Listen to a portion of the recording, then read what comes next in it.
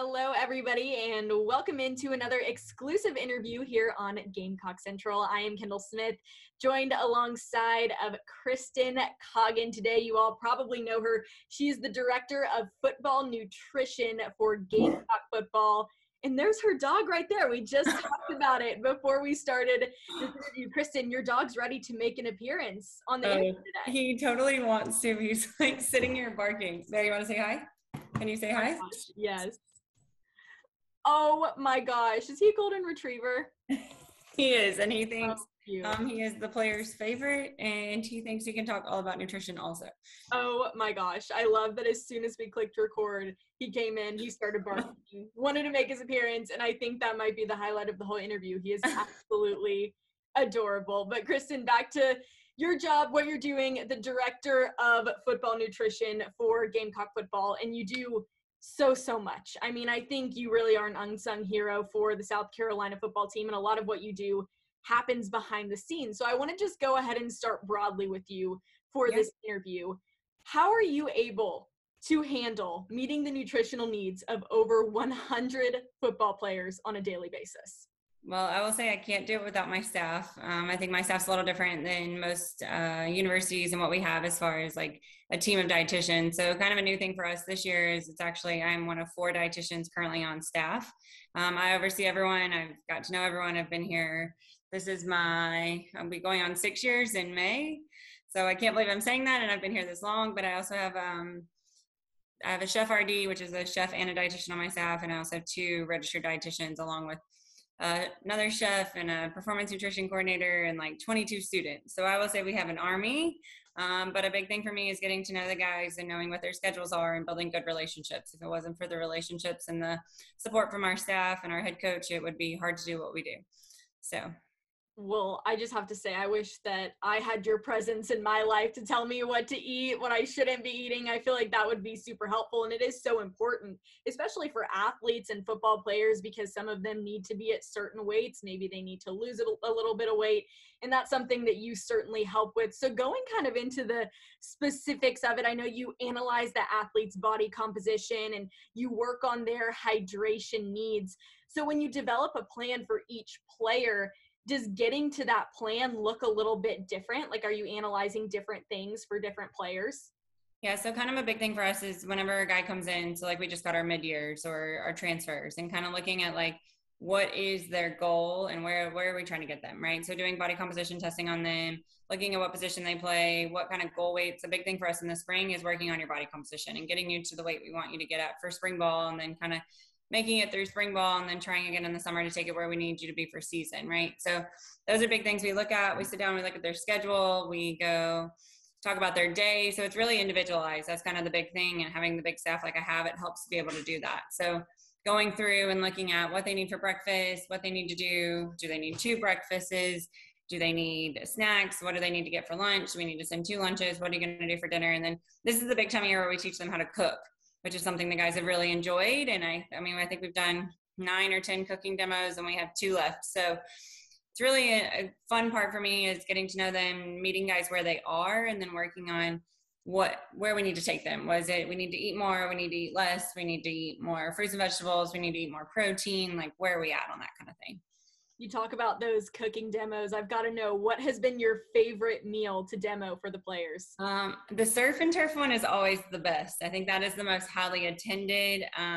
We did a soul food one the other day just because we're in the South, right? You got to learn how to do, but we're also teaching them how to use other things like air fryers and teaching them how to make pasta and breakfast. And they love hibachi and Asian food, but I think this year we've really taken our demos to like a whole nother level. So they've been able to do more than just hibachi. It's been like, let's learn how to make, what else do we make? Beef and broccoli, or different. Some guys will come in with recipes and you'll be like, you looked that up and you want to learn how to make it, and you came and did what? And you're like, okay. So like a big thing for us is kind of on Monday, we're doing a chopped edition. So we've always wanted to do it. I think we're finally at the point where we're going to do it, is the guys will kind of get like a little basket and it'll have certain ingredients in it. And then there's other ingredients they can use. And we'll do a little competition. I mean, who doesn't love competition, especially them, because they are football players. So kind of looking at that and going over, seeing what they can come up with. But we really do have some chefs on the team. So So who do you think is like one of the best chefs on the team? I mean, who usually wins those competitions? I would say our offensive line, specifically Dylan Wanham and Jazz Turnentine, but also Marshawn Lloyd is quite the chef. Braden Davis is a newcomer that's coming along. Anthony Rose, you got some new guys that have come out of nowhere, but we do have some. The O-line is usually the ones that bring the most. I think the D-line would even argue they're starting to get better. So it's fun. It's fun to see them compete and try new things and then work together. And they really can make some amazing things. So it's been a lot of fun. You talk about Braden Davis there. I interviewed him a few months ago, and I always ask the players, what is your favorite weird food combination? Like 2 things that don't go together that you like. And he said quesadillas and ketchup. So the next time you see him, you're going to have to tell him he needs to demo his quesadillas and ketchup for everybody, because when he said that, I was like, I don't know about that. Right. Well, I will tell you, Braden made like a whole like crawfish boil the other day, and that was like his thing. And I was like, okay, I see you. Like, I mean, he had the big pot, and he had everything put in there, and I was like, wow, all right. People would be like the Delaware kid, but yeah, I know he's got some South in him, so it's good for him to see that.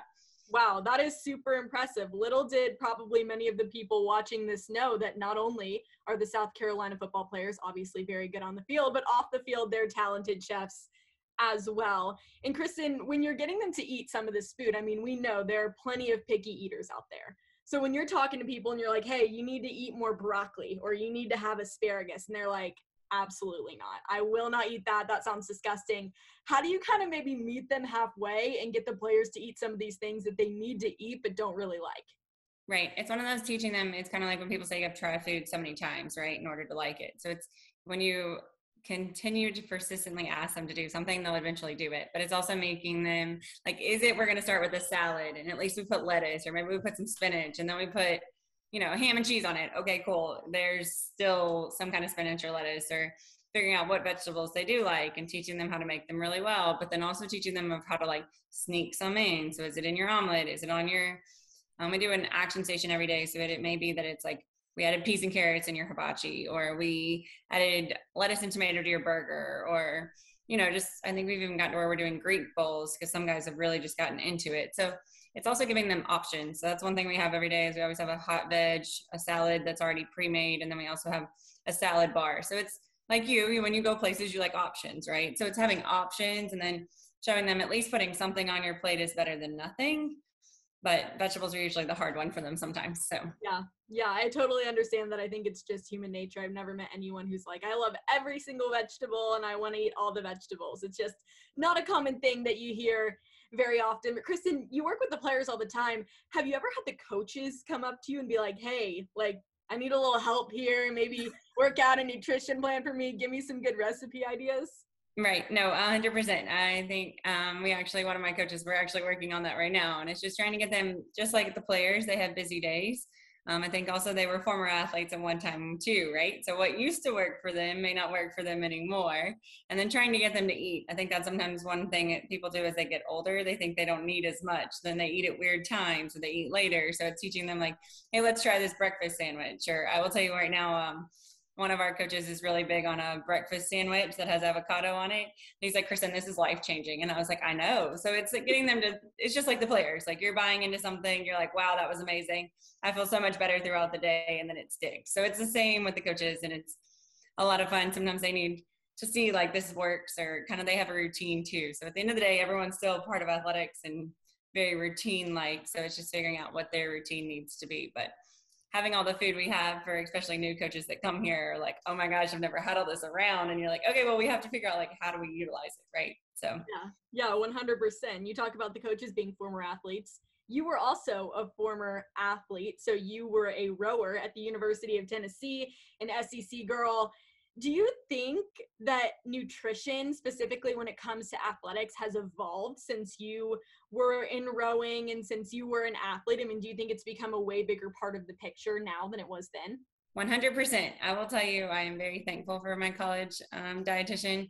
She is the reason I'm in this. I wish everyone could meet her because she's the exact same way. So big shout out to Allison Maurer because she's a huge inspiration. But I mean, even something that's really changed a lot is back when I was in college, we had like, you couldn't provide the same things, right? So in 2014, 2015, the feeding rules changed and you can provide athletes so much more, which is big to one of my mentors. She was really big, Amy Bragg. She pushed that, which is huge because it's now we can provide them all these meals and we can feed them pre and post practice. And every school's doing it a little different, but it's nice that we now have options of how we do it. Like a snack for us, maybe something that looks like a meal to other people, or it's where we do things at night and we can feed them breakfast, lunch, dinner, and snack be something like a smoothie and a handheld. So it's just something where that makes your job so much easier because now you can have all the tools and you can provide all the tools where you used to not be able to give anything but fruits, nuts, bagels, and spreads. So like my coaches were actually talking about that the other day and like how much more you can do in nutrition than you used to. So I mean, these guys have it all right here at their fingertips, so it makes them much more successful. And that's what's nice about our administration and my coaching staff is they've really been pushing for allowing us to provide the nutrition that we're providing. So it's so different than when I was in college. I mean, It sounds amazing. I'm hearing about all of these things that y'all are making and the full spread you have. And I'm like, maybe, I need to come over and check it out and see what you have available, because my freshman year here being in the dorms, it definitely is not the same, but it looks incredible what you guys are doing over there. And I think, we've talked a lot about eating the healthy foods and, the smoothies and the protein and the vegetables, but obviously being humans, we all crave sweets and we crave maybe some of those unhealthy foods. So for you as a dietitian, as the director of nutrition for Gamecock Football, how do you kind of make sure that you're still able to get the players some of those sweet cravings that they want to have while keeping the balanced diet on track? So it's teaching them that everything is okay in moderation, right? So it's learning about them and what it is that when do they crave things. And then there are times like we will put desserts on menus, right? Or my big thing is if I provide it, I can control it, right? So putting a dessert like on Sundays during season, we're always going to have dessert, right? But it's, hey, we don't need 5 pieces of cake, or we just need 1, or we don't need this many cookies, but we can have 1. Or I mean, there's certain times where it's necessary, but the nice thing is we get to control it. But again, it goes back to that relationship of like, hey, this is what you need, and not just like, I'm going to go get whatever, So that's kind of a big thing is really like, or even making protein balls that are chocolate flavor, but they have more nutritional value, or teaching them how like sweet treats can become, like how can you make a healthier sweet treat and those kind of things. So I think that's really the fun part is teaching them about nutrition and how to make something healthier, or how to hit that taste, like your sweet taste buds, and satisfy it with something that's not like eating a whole lot of sweets. So And obviously during the season, you're prepping throughout the entire week, making sure the players are getting the food they need.